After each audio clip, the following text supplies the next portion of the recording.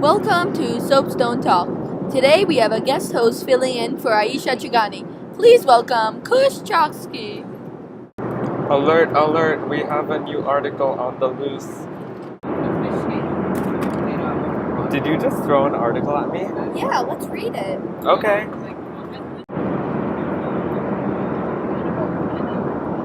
Three hours later.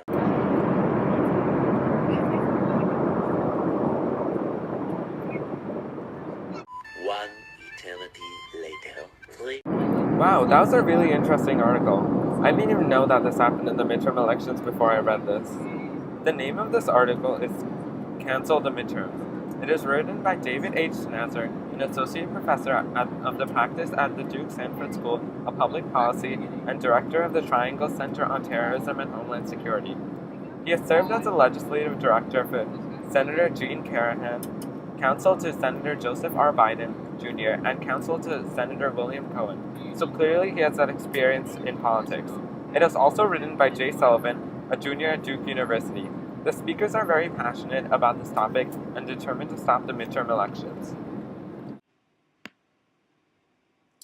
Many of you may be wondering what this article is about and why it is written. David H. Snasser and Jay Sullivan are writing this article about many different reasons why they believe that the midterm elections should be stopped.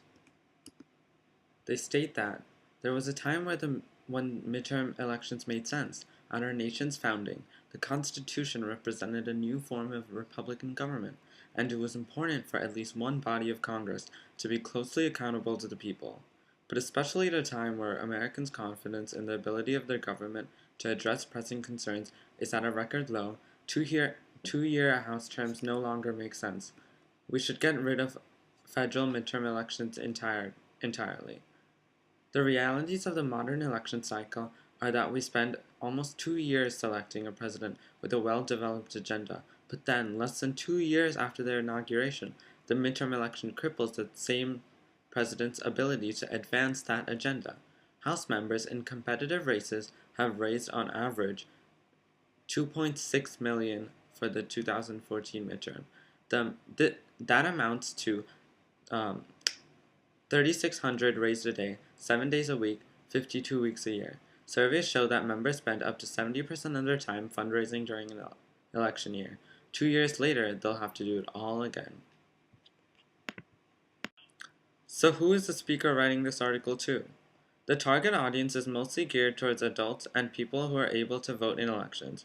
The audience is also the government and government officials because he strongly urges them to shut down this midterm election, but it is also meant for the people because he wants to convince the voters of America that these midterm elections should not occur and elections should occur every 4 years during the presidential election. The purpose of the authors in writing this article is to display their strong concern about the midterm elections, and they try to convince their readers that midterm elections are not only completely unnecessary, but completely wrong and are hurting the political system. They urge people to support this cause when they say, eliminating the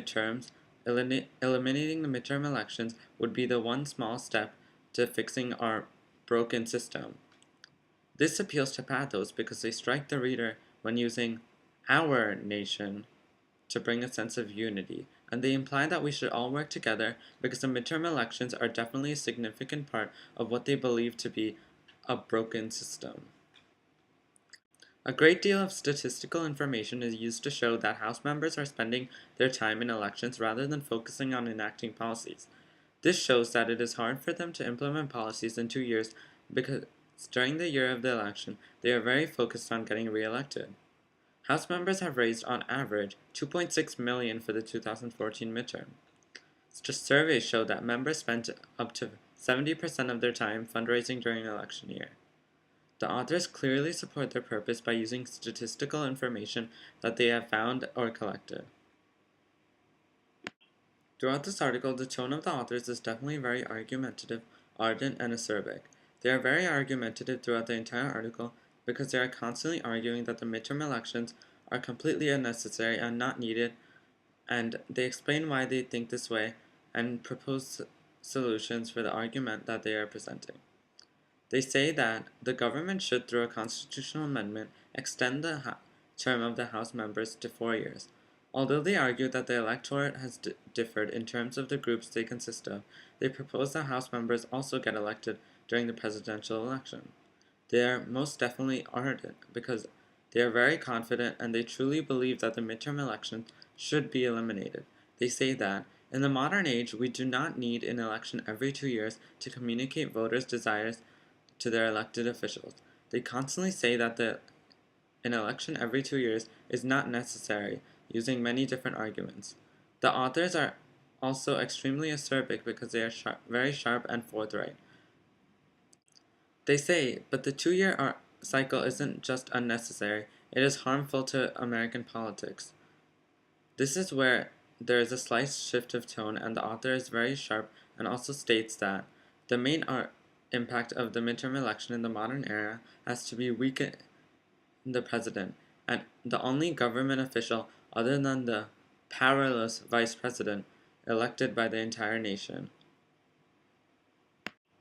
Personally, this article does offer a great deal of arguments and reasons why the midterm elections should be eliminated, such as the fact that we have outgrown them due to the fact that we can easily be updated with Congress members in the modern world. I do agree with this article, with this argument, and I believe that 2 years is a short time for House members to be in power and policies to get enacted. However, policies still have been enacted because our country would not be able to run without them. I think that it is difficult for many members of the House and Senate to pass policies due to the fact that they start campaigning for the next election very quickly after they themselves get elected.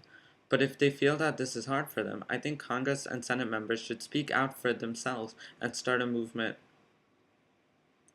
They are the ones in office and know the difficulties and challenges of being in office.